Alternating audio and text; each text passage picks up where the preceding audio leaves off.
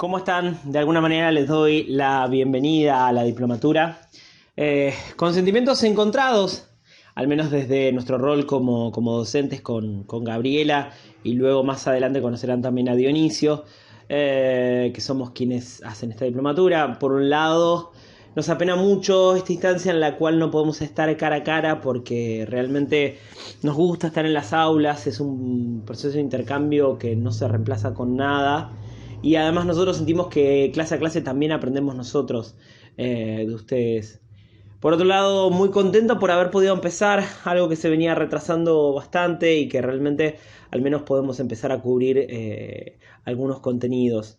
Esta es una de tantas materias que van a tener una serie de módulos. Los primeros son que lo voy a estar dando yo. Mi nombre es Juan Lagruta, van a encontrar un poquito más detallado esto en el foro. Y Gabriela Salomone va a estar dando fotografía documental 1. Así que bueno, vamos a ir comenzando. Prometo que este video no va a ser muy largo. En esta materia vamos a trabajar algunas cuestiones que tienen que ver con el nacimiento de la fotografía documental. En realidad, con el nacimiento de un tipo de fotografía que busca registrar, ¿sí? Que busca registrar condiciones de vida, acontecimientos sociales, que en definitiva funciona como un documento que, como iremos viendo clase a clase, y seguro ustedes también ya empiezan a comprender desde mucho antes, desde sus primeros acercamientos con la fotografía puede funcionar como un documento, pero siempre entendiendo que es una cuestión subjetiva, ¿sí? Que la fotografía nunca puede ser objetiva porque hay desde la persona que saca la foto, el encuadre que hizo, qué dejó afuera, qué dejó adentro, la lectura que puede hacer otra persona que recibe esa imagen, hasta la interpretación y cómo puede influir el medio o el tipo de medio que le dé circulación a esa imagen. La imagen nunca va a ser un documento objetivo, siempre es la imagen fotográfica un punto de vista en ese sentido.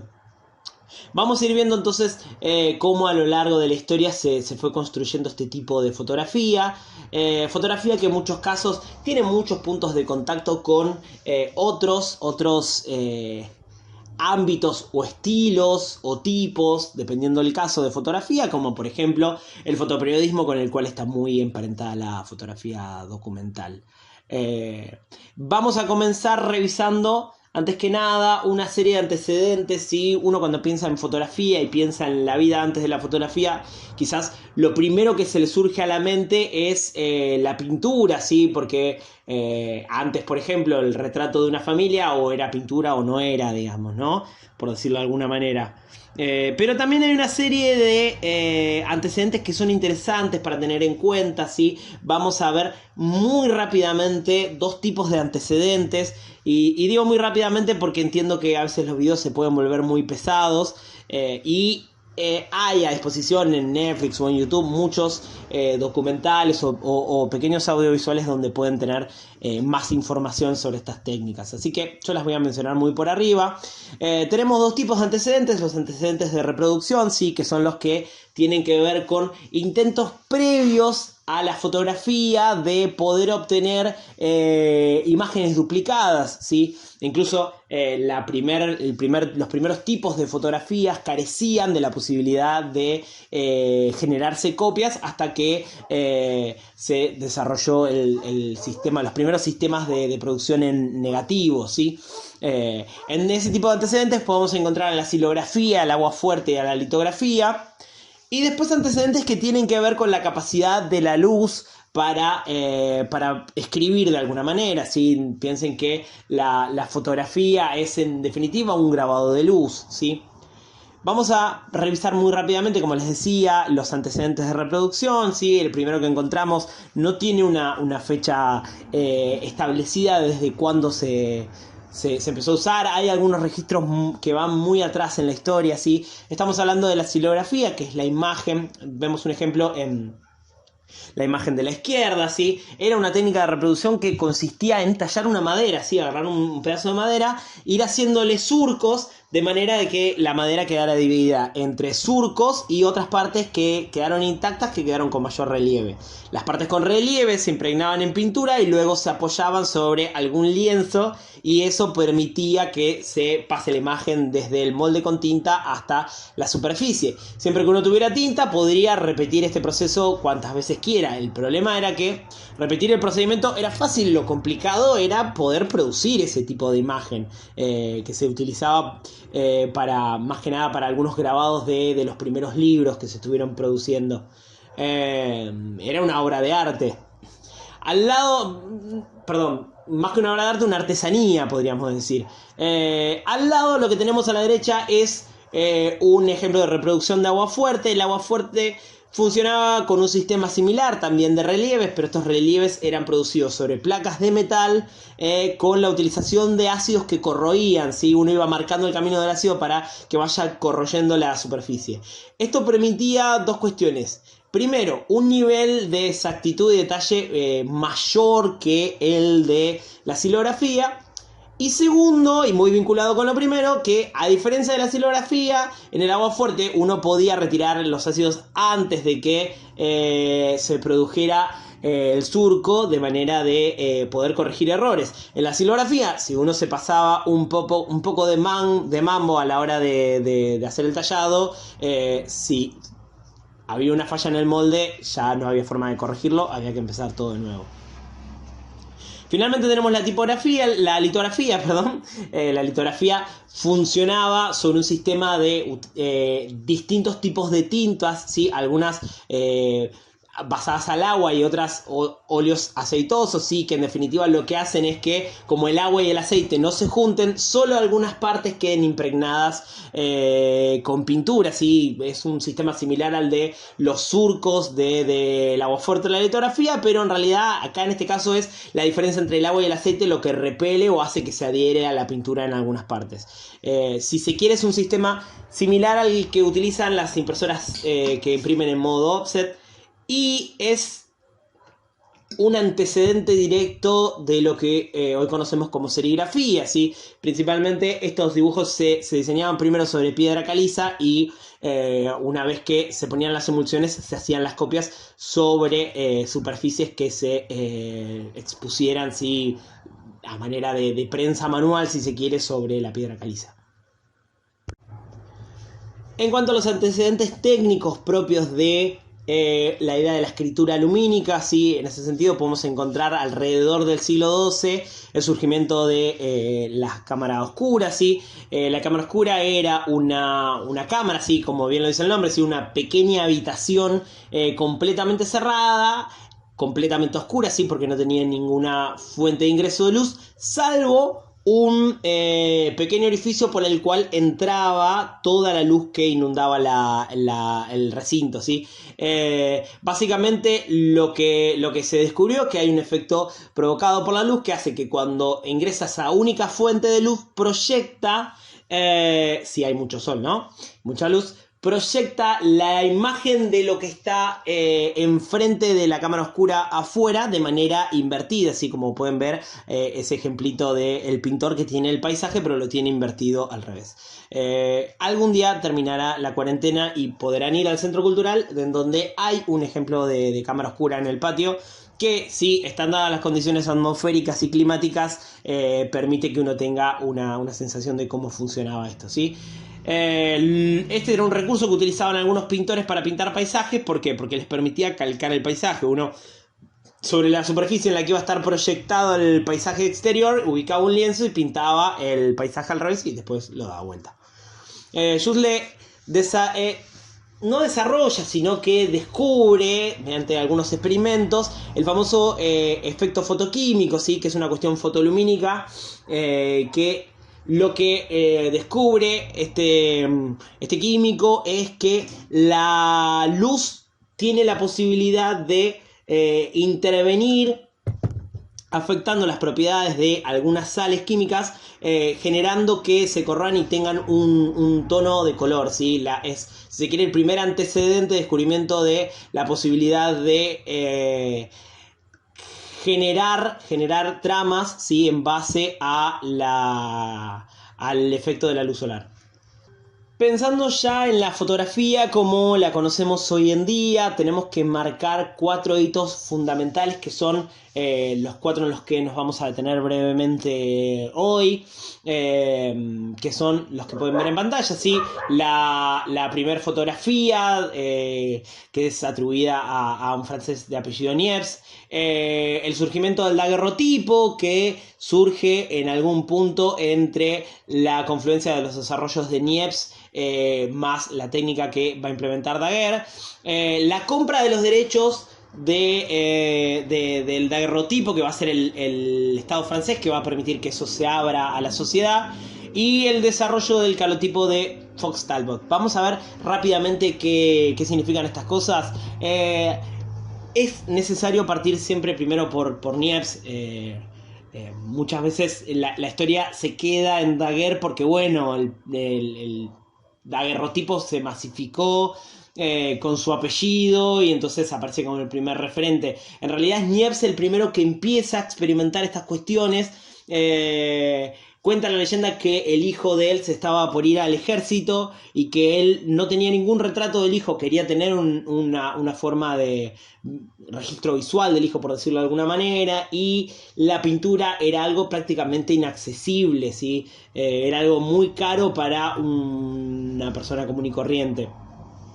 Entonces él empieza a experimentar lo que va a llamar heliografía, ¿sí? Que consisten en utilizar el efecto fotosensible, ¿sí? Empezando a experimentar con sales de plata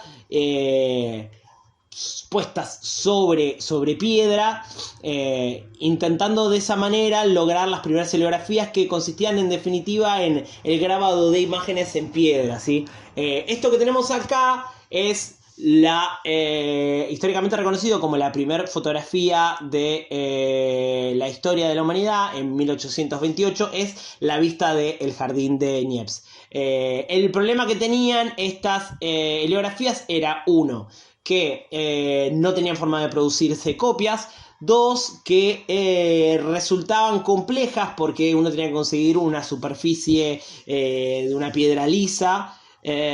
Y los tiempos de exposición eran larguísimos. Tengan en cuenta, por ahí para el que no identifica el término, que la exposición es el tiempo que tiene que estar expuesto un objeto a la luz para que se produzca el grabado de la imagen. Daguerre, otro hombre también de origen francés, se entera de los descubrimientos que había realizado Niepce y propone adaptar esa técnica, pero a una producción que permita que las reproducciones duren más tiempo. ¿Cuál era el problema que tenía la heliografía? Uno de los tantos problemas era que la heliografía no podía mantenerse asentada, ¿sí? Lo que va a desarrollar Daguerre es una serie de emulsiones que van a permitir que la imagen pueda quedar fijada más tiempo en la superficie, ¿sí? Porque la heliografía era algo espontáneo, ¿sí? Duraba muy poco tiempo. En cambio, el daguerrotipo incluyó ya técnicas de fijado de la imagen, además del pasaje de la piedra al metal.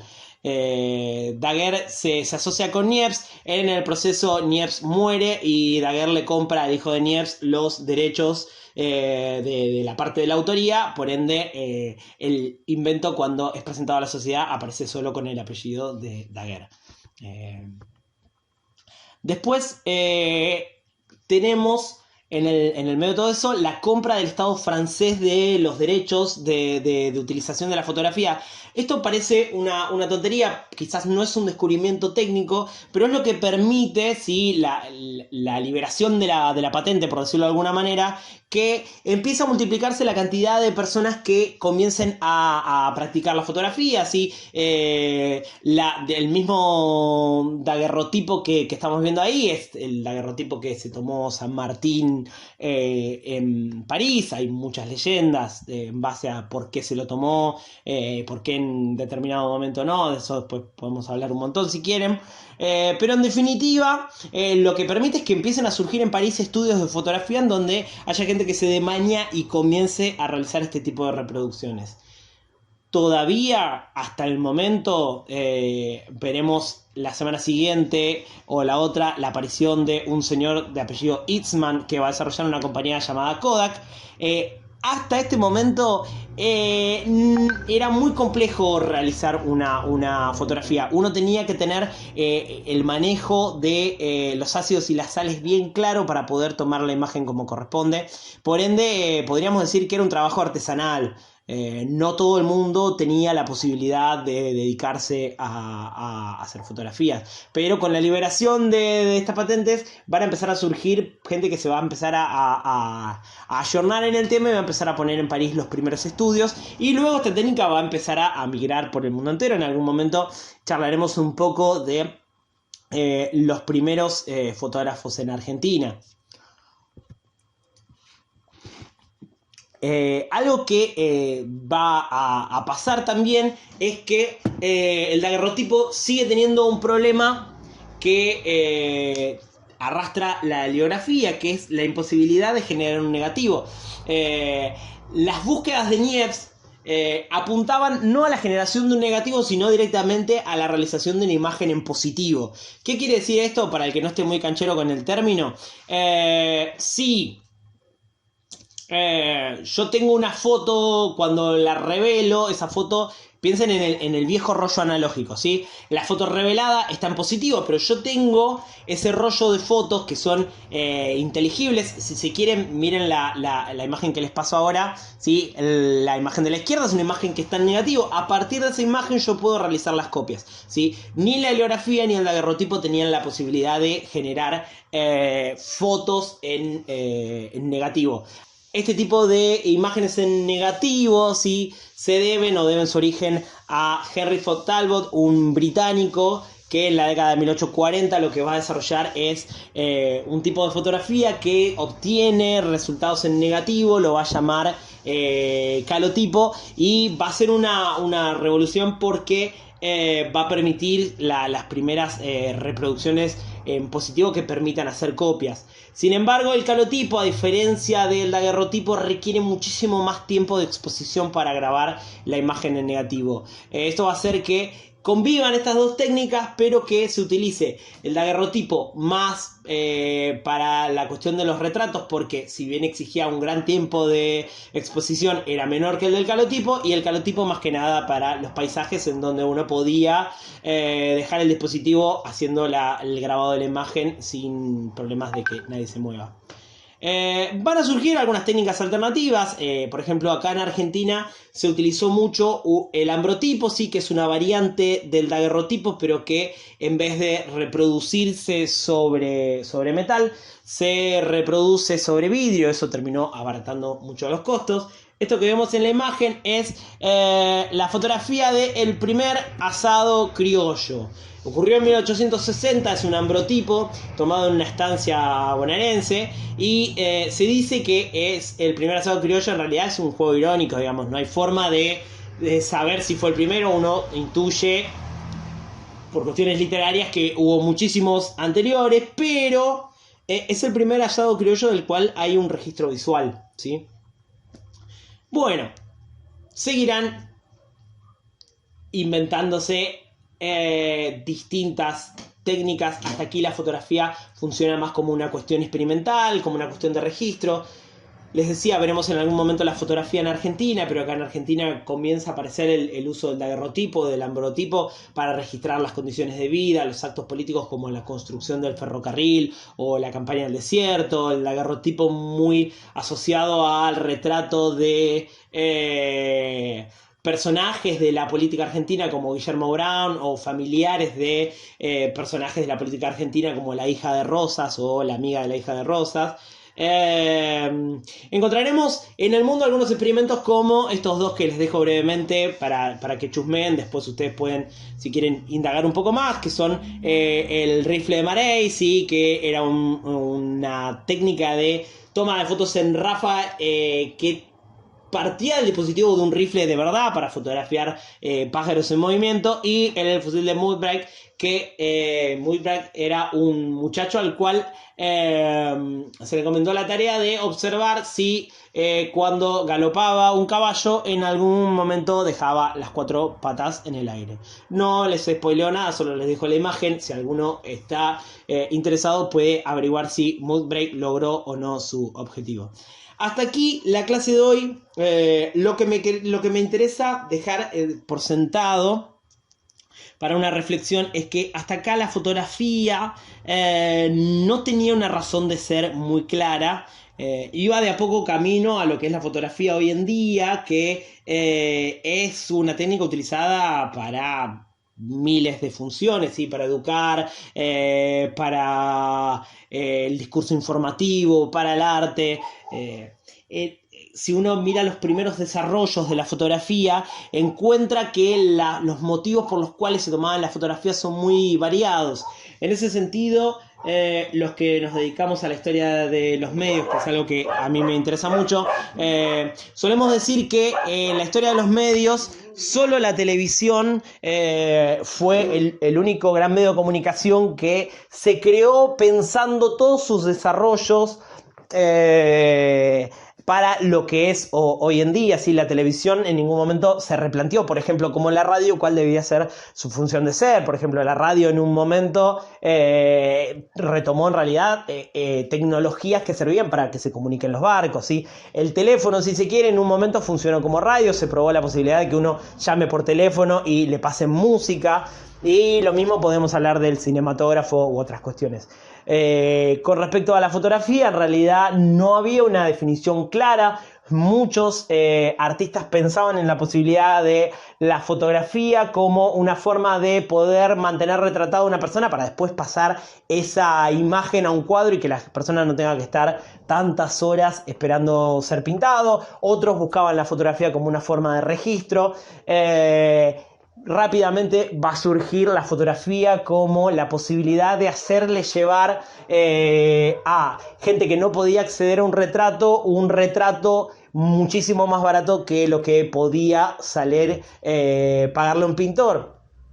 Igual tengan en claro que si bien pagarle a un pintor era imposible, el daguerrotipo también era sumamente caro. Después vamos a ver, verán conmigo y con Gaby en algún momento, las famosas tarjetas de visita que consistieron en abaratar el costo de los daguerrotipos, porque realmente la gente, así como no podía pagar un retrato, también era poca la gente que podía darse el lujo de conseguir un daguerrotipo. Hasta aquí la historia de la fotografía como una nebulosa en donde cada uno experimentaba con una cosa distinta buscando resultados diferentes.